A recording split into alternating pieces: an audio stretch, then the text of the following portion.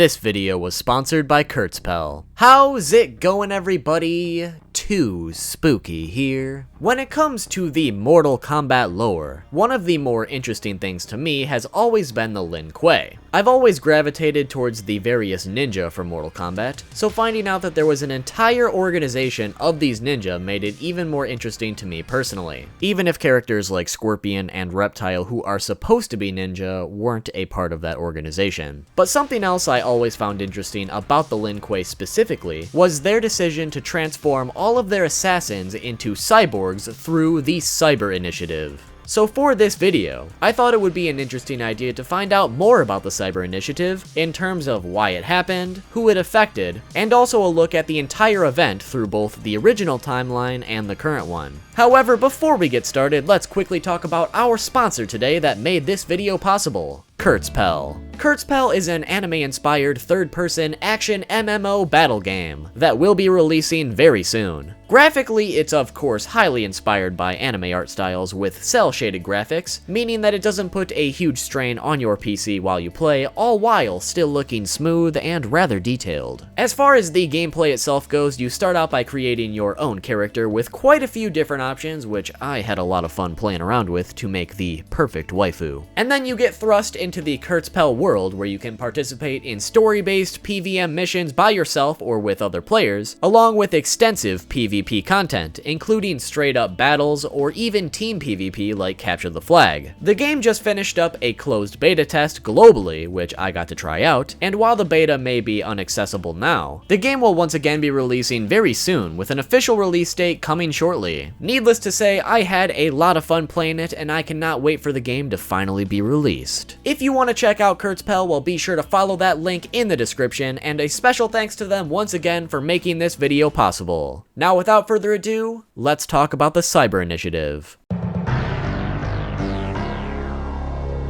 To start with a general overview of the Lin Kuei itself, it should be known that this faction is a very ruthless one, especially in its early days. It's a clan that's made up of purely assassins, led by a Grand Master. Many of those in the organization were not there by choice as well, as some of them were even kidnapped into the group as children. While we also know that others have joined or allied themselves with the group on their own terms as well, such as Shujinko. The Lin Kuei is very strict with its conduct, and the question of insubordination or desertion is basically the same as a death wish. Eventually, the Grandmaster had the brilliant idea of converting all of the Lin Kuei warriors into cyborgs, mainly choosing to do this because turning these warriors into cyborgs that they could control would remove any form of free will or insubordination, along with greatly strengthening their killing potential. This would later be known as the Cyber Initiative in the new timeline, however it was never named in the original one. And the Grandmaster's goal was to turn every member of the Lin Kuei into these cyborgs regardless of if the individual consented or not. With that in mind, while many of them were opposed to the cyberization, there were also many who were for it. So the Cyber Initiative essentially split the clan in two sides, and many who were against it ended up fleeing in hopes to keep their limited freedom. Although, most of those who did flee were eventually captured and converted anyway, meaning that few ninja were actually able to escape the initiative. But with that general overview out of the way, let's take a look at what happened in each timeline, starting with the original. In the original timeline, especially within the first few games, the lore of the Cyber Initiative is a lot more limited, but the main four characters involved with this scandal are Sub-Zero, Cyrax, Sektor, and Smoke. Basically, between Mortal Kombat 2 and 3, the Grandmaster of the Lin Kuei orchestrated the Cyber Initiative. However, Smoke and Sub-Zero were not on board with those shenanigans at all, so they fled the clan. Sektor, who I should note is the son of the Grandmaster, along with Cyrax, were both converted into cyborgs, and they were sent out to pursue Smoke and Sub-Zero with the task of capturing them so that they can be turned into cyborgs as well. Smoke would end up being captured and therefore turned into a cyborg, but Sub-Zero would manage to escape. Transitioning to Mortal Kombat 3, the three cyborgs in our story would now be tasked with simply eliminating Sub-Zero as he is now considered a threat. Eventually during these events, Sub-Zero would have an encounter with Cyber Smoke, and he somehow managed to remind Smoke of his human self, and that the soul of his former self was still inside that mechanical husk. essentially meaning that Sub-Zero was able to convert Smoke back to his regular self, if only temporarily. He also explained to Smoke that Smoke is one of Raiden's chosen warriors, so Smoke decided to side with Sub-Zero once again, and the two of them fought Cyrax and Sektor, which ended up in a successful victory. After this, Smoke would end up being captured by Shao Kahn as a trophy of sorts, and locked away in his fortress for the foreseeable future. Sektor would end up fleeing, but Cyrax was captured and reprogrammed by Sub-Zero with the task of killing Shao Kahn. Which, a little side note to this, I've always wondered how everyone in Mortal Kombat just happens to know exactly how to reprogram a complex cyborg. It's kinda just like everyone just took a class in Cyborg Reprogramming 101, and they just have the knowledge on hand forever, as this reprogramming thing will happen multiple times throughout this video. I suppose I'm just being a little bit nitpicky, but it just seems a little bit too convenient that everyone just knows how to do this. Anyway, Cyrax wasn't able to follow through with his order to kill Shao Kahn, because Shao Kahn was defeated before Cyrax even got the chance. So after that, Cyrax just kind of sat around waiting for more orders to show up, but unfortunately for him, none ever did. So he ended up malfunctioning and just wandering around until he got stuck in Jade's desert, which is why you can see him stuck in that sand back there. After being stuck in that desert for a while, Cyrax was eventually recovered by the Lin Kuei and reprogrammed to serve them once again, fighting alongside Sektor throughout the events of Mortal Kombat 4 or Mortal Kombat Gold. Moving forward to the Deadly Alliance, Cyrax was having flashbacks to his former life, so Sonya and Jax brought him to the Outer World Investigation Agency, which was actually able to restore Cyrax's humanity. Because of that, Cyrax ended up siding with them for the remainder of the original timeline. Smoke would eventually be reprogrammed by Noob after Noob found him deep in Shao Kahn's castle, and Smoke would end up serving Noob until a confrontation with Sub-Zero during the events of Armageddon. Finally leaving us with Sektor, who was the only remaining cyborg that was loyal and under control of the Lin Kuei at that point. Sektor's programming became somewhat corrupted over the course of many different battles with Outworld forces, leading him to believe that the Lin Kuei Grandmaster, his former father, was an inferior leader to the Lin Kuei. So Sektor's new goal was to kill the Grandmaster and assume control of the clan, which he did succeed in doing. However, to actually become the Grandmaster, you needed the Dragon Medallion, and before Sektor could get it, Sub-Zero returned out of nowhere and claimed the medallion. The two of them then had an intense battle, with Sub-Zero emerging as the victor, making him the new Grandmaster and allowing him to bring the Cyber Initiative to an end. Sektor would then flee to Japan, where he would create the Takunin, a new clan led by Sektor, which was composed of exclusively cyber ninja that were created based on Sektor's own image. However, those cyber ninja were not near as advanced as Sektor himself. Even though Sektor had this new and powerful clan behind him, we never actually saw him do anything with it in the original timeline. So the history of the Cyber Initiative in the original timeline ends here. So let's move on to the new timeline.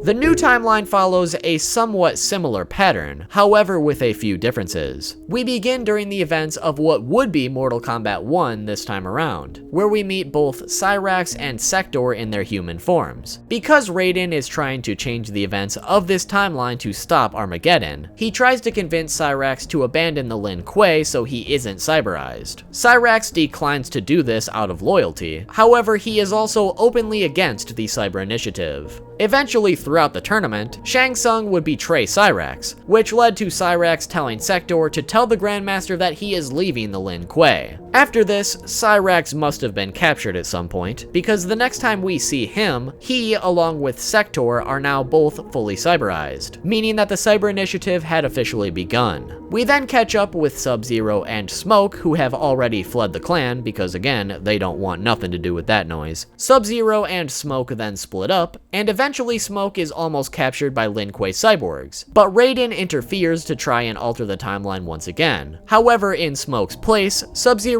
is eventually captured and cyberized instead, after Cyrax and Sektor forcefully remove him from the tournament with Shao Kahn's blessing. So now in this timeline we have Cyber Sub-Zero instead of Cyber Smoke, who at first is under the control of the Lin Kuei. However, the Earthrealm warriors eventually capture Cyber Sub-Zero and reprogram him. Once again, I don't know how they just know how to do that, but whatever. From this reprogramming, we learn that the Cyber Ninja are subjected to something called a slaving protocol, which basically keeps them completely loyal to any orders that are given by the Lin Kuei, and this also completely takes away free will. In addition to that, we also learn that the slaving protocol also lowers brain function as a whole, making the Cyber Ninja just that much more obedient. Through this reprogramming, Sub-Zero is able to get his personality back, although he remains within a cyber body, of course. Cyber Sub-Zero then fought and defeated Sektor after Sektor found out that he had been reprogrammed. Much later on, Nightwolf would be the one to eventually defeat Cyrax, and after Smoke was struggling to beat Sektor, Nightwolf defeated him as well. Cyber Sub-Zero and Smoke would then go on to fight Sindel with the other Earthrealm warriors. However, they would all eventually be killed by her. Quan Chi then resurrected them as revenants along with all the other warriors. Next time we would see Sub-Zero would be in Mortal Kombat X as a revenant. However, the only thing is, he is no longer in his cyber form, but back in his human form. What the fuck? The events that made this possible were not told in the games, but instead the Mortal Kombat X comics, which is why it seems kinda weird that Sub-Zero went from a cyborg back to a human form out of nowhere. But basically, to sum it up, Quan Chi ripped what remained of Sub-Zero's human body out of the cyber one, and then used his magic to regrow his human body. Then when we get to the actual events of Mortal Kombat X, Sub-Zero is defeated by the Special Forces and rescued by Raiden. He would then go on to train with Boraicho for some time. While these events were happening, Sektor would go and kill the Grand Master of the Lin Kuei, similar to the original timeline. However, this time around he would actually successfully assume command for some time. During his rule, he forced every remaining member of the Lin Kuei to be converted into a cyborg if they weren't already, or kill them if they refused. He would then also create a cloning program that would mass create cyborgs for the sole purpose of serving him, similar to his Takunin clan from the original timeline. Cyrax was still trapped under his slave protocol, and therefore served as Sektor's second in command during this time. Eventually, after Sub-Zero was done training, he would go to the Lin Kuei's base and install a virus that would free every cyborg from their slave protocol, and battle with Sektor in a one-on-one fight, which would end with Sub-Zero beheading Sektor. Because Cyrax was freed of the slave protocol, he was now in control of his mind and body completely once again. The cyborgs that were created through Sektor's cloning program were then quick to declare Cyrax their new leader, as he was the only remaining cyborg from the original Cyber Initiative. Cyrax would accept, but then asked to speak to Sub-Zero alone, which his new followers accepted. Sub-Zero expected Cyrax to lead with him and help him restore everyone back to their human forms. However, knowing the corruption that took place throughout the Cyber Initiative, Cyrax insisted that Sub-Zero lead the Lin Kuei with a clean slate. He then activated his self-destruct system before walking into the remaining cyborgs and blowing all of them up, which would lead to the official end of the Cyber Initiative altogether. However, there is still one thing we need to discuss before we end this video. Although the Cyber Initiative was now over, and all the Cyberized Ninja were either restored or killed, there was still one loose end that was created accidentally. Before the Cyber Initiative officially began, the Grandmaster of the Lin Kuei wanted to make sure to eliminate every warrior's human weakness and enhance their power and intellect at the same time. So he made every member of the Lin Kuei take some sort of tests that recorded their physical and mental likenesses, which would end up being stored in an off-site database. After the destruction of the Cyber Ninja at the hands of Sub-Zero sometime later, the Special Forces would eventually find this data and decide to bring it back to a secret weapons lab, where they downloaded the contents into a completely robotic test body with the purpose of using their power as a weapon. However, during that process, the consciousness of Sektor, Smoke, and Cyrax took over that test body and killed everyone in that weapons lab. They then gave themselves the name Triborg and set out on a quest to eradicate organic life as a whole. So that's how Triborg came to be. Thanks, Special Forces, you done f***ed up. There's also one more tidbit of information about Triborg. However, since it's his ending, the contents are not confirmed to be canon or non-canon yet. Basically, in Triborg's ending, it turned its focus specifically to the special forces and killed every single one of them, including Sonya and basically any other special forces member that you can imagine. Triborg would then find the Lin Kuei data on dozens of members and download it, and using the contents of that weapons lab, Triborg was able to construct a new robotic body for each member of the former Lin Kuei that was downloaded, reviving the Cyber Ninja completely, but this time in a completely robotic fashion. Due to the fact that Sub-Zero tainted the name of the Lin Kuei in Triborg's opinion, Triborg decided to start and lead a new organization, which would be considered the new deadliest clan in the realms, the Takunin. So we'll just have to wait and see if Triborg comes back for any future Mortal Kombat games to solidify this ending as canon or non-canon. But that basically sums up the various incarnations of the Cyber Initiative, along with how it operated in each timeline, along with the events that would follow. Hopefully you guys learned something new or found a better understanding of how the Cyber Initiative worked. If you did, well, make sure to drop a like. We have yet to see if any of the Cyber Ninjas will be in Mortal Kombat 11, but since this game will be focusing on different time periods of Mortal Kombat, there's always a chance that we could see at the very least one of them return. Be sure to comment which characters or elements of Mortal Kombat you would like to learn about next, and subscribe with those notifications on so you don't miss the next Mortal Kombat related video. Special thanks once again to Kurtzpel for sponsoring this video. Once again, you can find a link to that in the description, which will take you to the Kurtzpel Steam page, and then you can add it to your wish list so that it'll download as soon as it releases. If you cannot get enough Mortal Kombat related content, well, be sure to click here for 25 facts about Smoke and Cyber Smoke. Otherwise, click here for 25 facts about Noob Saibot or 25 facts about Reptile. Thanks for watching, and I'll see you all soon with a new video.